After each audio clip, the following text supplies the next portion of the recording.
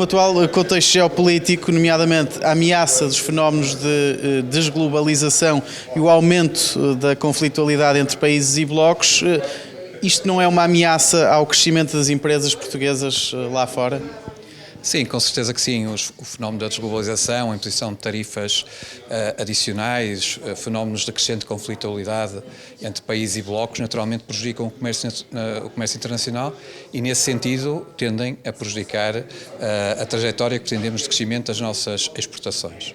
Agora, por outro lado, nós também sabemos que não é possível termos um crescimento sustentado da nossa economia sem que as exportações acompanhem esse crescimento.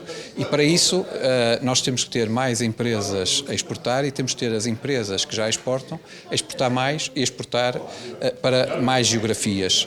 Nós continuamos com uma concentração geográfica muito significativa na exportação de bens nacional. Os 4 principais destinos das nossas exportações continuam a representar mais de 50% dessas exportações. Se juntarmos o quinto, que é o Reino Unido, falamos mesmo de mais de 60% dessas exportações, o que significa que nós temos que encontrar formas de as empresas que não exportam passarem a exportar, as que exportam exportarem mais.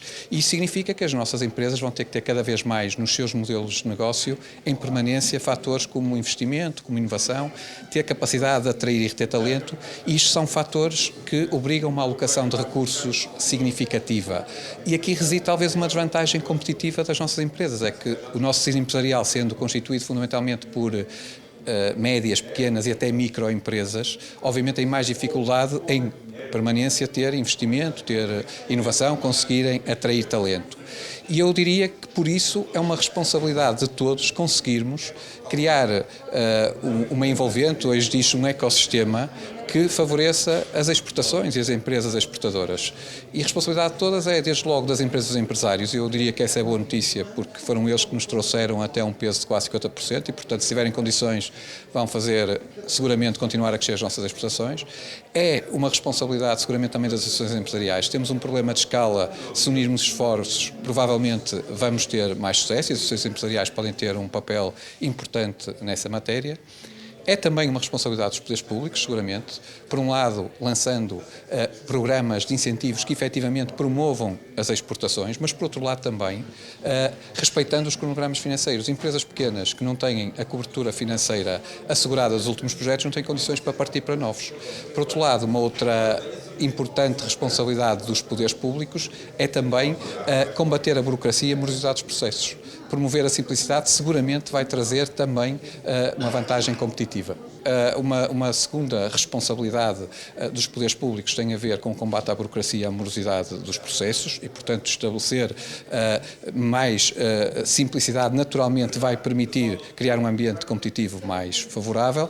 Finalmente, os próprios bancos têm uma responsabilidade grande nestes processos são disruptivos, que é analisar estes processos mais de uma forma prospectiva e menos baseada no histórico, conhecer bem os planos de negócio, ter a capacidade de perceber se são lá os fatores de risco e os respectivos mitigantes e, no caso de se sentir confortável com o plano de negócios, ter a capacidade de oferecer a solução que permita combinar os tempos do investimento e do retorno e sabemos que estes processos normalmente não têm retorno imediato. Para terminar, ia colocar aqui uma questão relacionada com o seu dia-a-dia a acompanhar empresas. Quais são então essas principais necessidades das empresas exportadoras? Também já falou um bocadinho sobre isso. E se está a banca em geral e o novo banco também, em particular, a conseguir ir ao encontro dessas mesmas necessidades? Muito bem. Os processos de exportação são processos de natureza disruptivos, acrescentam riscos e, por isso, as empresas aceitam esses riscos, naturalmente, na expectativa de um retorno superior. Quais são os receios que normalmente os empresários nos colocam nas primeiras abordagens?